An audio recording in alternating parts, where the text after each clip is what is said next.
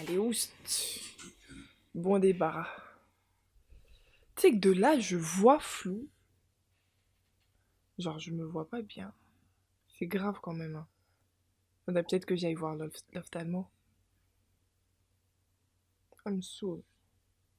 C'est tout en moi qui ai des problèmes de santé ici. Quelle vie.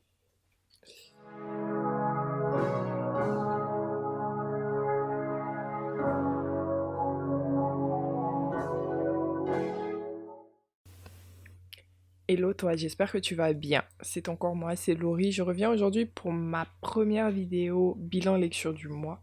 Donc ça va être une vidéo wrap-up un peu plus longue que d'habitude, mais reste parce que j'ai des pépites vraiment à te présenter. Donc en fait, ça va être une vidéo qui va présenter mes lectures du mois de novembre, plus quelques lectures que j'ai commencées en fait fin octobre. Donc on va dire c'est octobre-novembre, sauf qu'il y a certaines lectures d'octobre qui n'y sont pas. Bref, tu auras compris.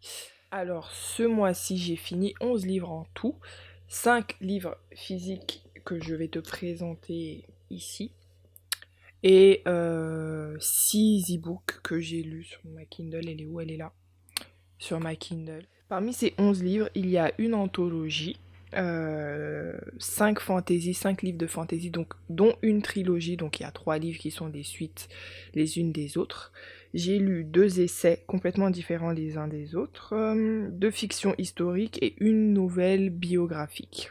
Et il y a de tous les thèmes. Il y a eu de la religion, de l'esclavage, du trauma intergénérationnel, de la magie, enfin magie, pas vraiment magie, mais de la fantaisie. Ouais, il y a eu du tout. Donc reste, franchement, tu vas forcément kiffer. J'ai même eu des mouvements sociaux. On va commencer par les fantaisies parce que c'est le plus léger. Je vais vous présenter d'abord l'anthologie que j'ai lue. C'est une anthologie gratuite, disponible sur internet. Je mettrai le lien en barre d'infos. C'est une anthologie en anglais, éditée par The Brittle Paper. Non, éditée par Wall Talabi et publiée par The Brittle Paper. Donc c'est une anthologie d'African Futurism. Donc je vous présente là. Et il y a 8 histoires en plus d'auteurs noirs africains. Donc c'est des histoires qui se passent en Afrique et du coup qui mettent en scène des personnages africains. Moi j'ai lu je pense 6 histoires parce qu'elles sont séparées en fait, t'es pas obligé de tout lire. Tu vas sur leur site, je mettrai le lien et puis tu choisis l'histoire que tu veux lire, c'est complètement gratuit, c'est que en anglais par contre, mais j'ai kiffé, je recommande.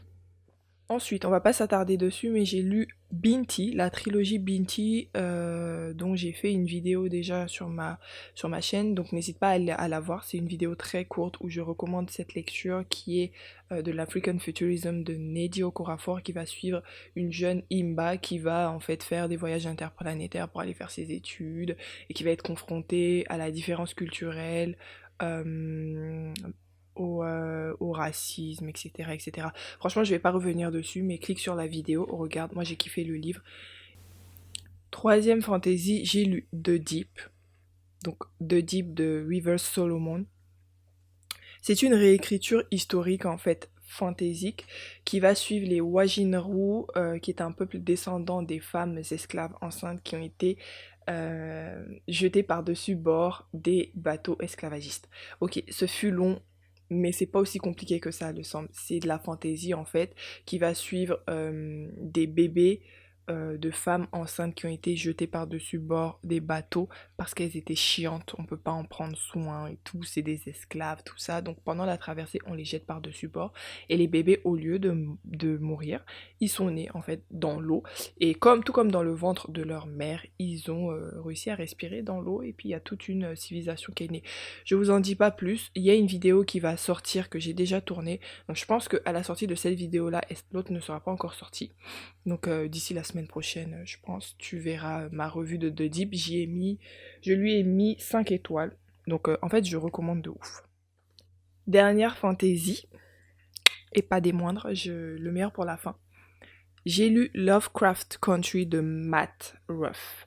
Donc tu as peut-être reconnu le titre en fait, qui est aussi celui d'une série. La série a été inspirée de ce livre-là, de ce petit pavé.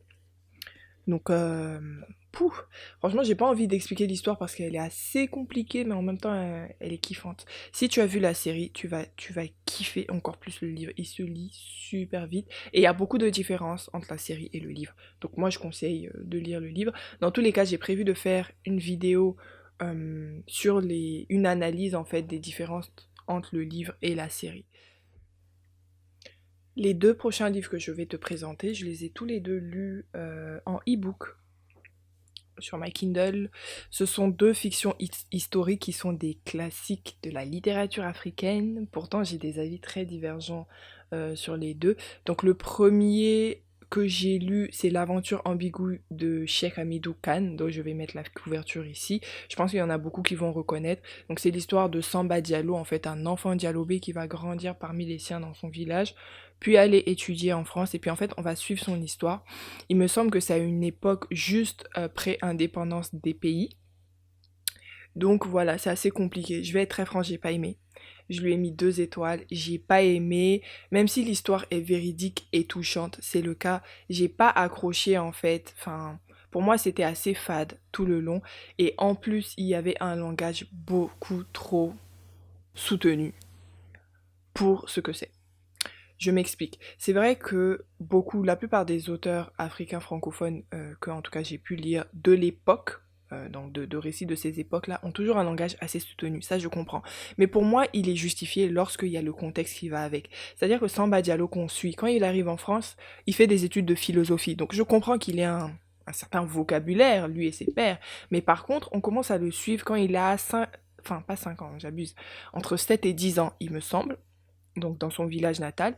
Et dès là, en fait, il a des conversations avec les adultes avec un langage très soutenu. Et moi, j'ai trouvé ça juste pas crédible. Même si il a une enfance assez compliquée, je dirais pas violente, mais compliquée, etc. Il se fait battre, etc., etc. Tout ce que tu veux, mais voilà, ça justifie pas ce langage-là pour un enfant de 10 ans.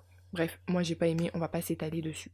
Le deuxième livre, la deuxième fiction historique que j'ai lue, c'est Things Fall Apart, ou Tout s'effondre de Chinua Achebe, qui va un peu comme le premier, hein, suivre l'histoire d'un homme nigérian qui vit dans son village natal, etc., qui est bien installé, qui a une certaine réputation et qui va voir sa vie être chamboulée par l'arrivée des colons. Et puis voilà, je vais pas en dire plus parce que je suis pas là pour spoiler. Juste, je tiens à préciser que j'ai lu ce livre dans le cadre de l'initiative d'une page Instagram qui s'appelle Powerful African Women, il me semble. Je vais mettre leur page ici que je vous conseille. En fait, elles ont créé, je sais même pas si c'est plusieurs personnes, je dis elles ont, mais bref. Cette page a fait un book club et en fait, chaque mois, il y a un livre qui est présenté en lecture et le mois de novembre, c'était celui-là. Donc le book club n'est pas encore passé, mais je vous recommande de toute façon la page Instagram. Elle est super intéressante, on y apprend pas mal de choses. On continue. La nouvelle biographique que j'ai lue, c'est Muntu de Roya. Donc c'est vraiment une... J'ai dit nouvelle même si c'est pas écrit, mais c'est tout petit. Ça fait 27 pages. Enfin, moins de 30 pages en tout cas. Moins de 30 pages, c'est écrit assez gros. Je vais lire la quatrième de couverture. Je voulais expliquer de quoi ça parle, mais c'est mieux que je lise. Alors, quel afro-descendant ne s'est jamais demandé s'il était réellement conciliable d'être d'une religion abrahamique et panafricain en même temps? Cette courte nouvelle relate l'histoire vraie d'Éphraïm qui a vu sa foi chrétienne s'effondrer lorsqu'il a opté pour la voie du panafricanisme, ce qui a compromis tout ce qui lui tenait à cœur. La spiritualité, les racines, le déracinement, c'est à travers ces thématiques qu'il va tenter de se reconstruire.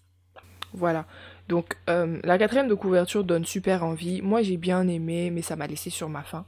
Je vais pas mentir. Au début, même lorsque je l'ai commandé, je m'étais dit c'est sûr je vais faire une vidéo dessus parce que moi j'aime bien ce genre de thème sur la religion, le panafricanisme, etc. Les confrontations en fait entre ces deux idéologies-là. Et en fait, 27 pages, je vais pas faire une revue sur 27 pages, ça m'a laissé sur ma faim, c'est bien écrit, enfin il y a une double voix, c'est assez particulier, c'est-à-dire qu'on a un narrateur qui va raconter la vie d'Éphraïm, et puis en bas, donc je sais pas si vous voyez, là il y a le narrateur, et puis en bas c'est Éphraïm qui raconte son histoire de son point de vue. Donc ça c'est assez intéressant, j'avais jamais vu ça. J'avais jamais vu ça. Mais ça m'a laissé sur ma faim. J'ai trouvé que c'était assez sommaire. Je pense que c'est voulu. Mais bon, voilà. Si vous voulez, si vous avez bien envie de vous mettre là-dedans, pourquoi pas. Les deux derniers livres que je vais présenter sont des essais. Donc tous les deux des essais, mais à des thèmes complètement différents. Donc je vais commencer par Comment la non-violence protège l'État de Peter Gelderloos.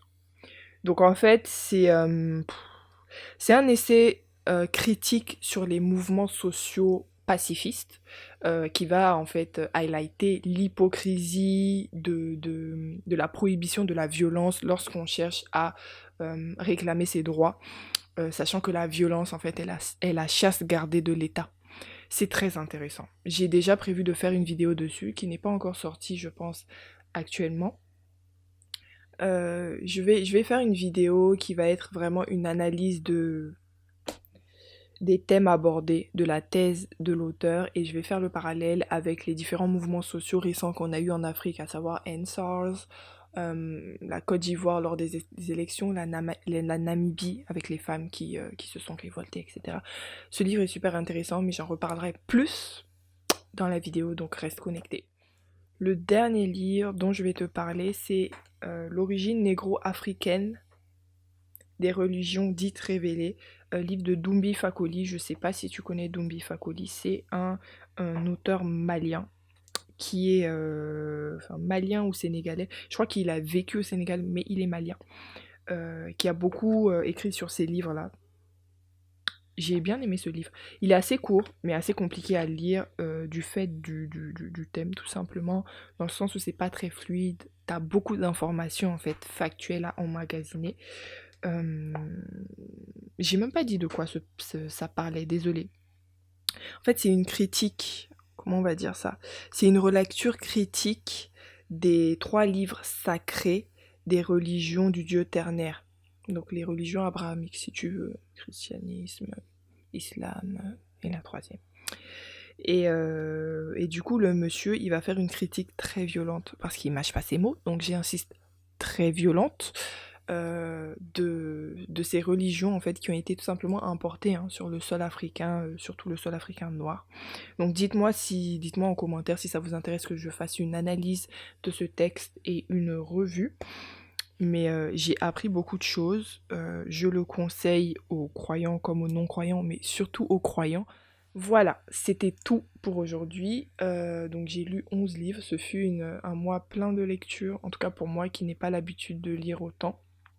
Mais j'ai bien aimé. Donc n'hésite pas à me dire en commentaire s'il y a certains des livres que j'ai présentés que tu as lus, toi aussi.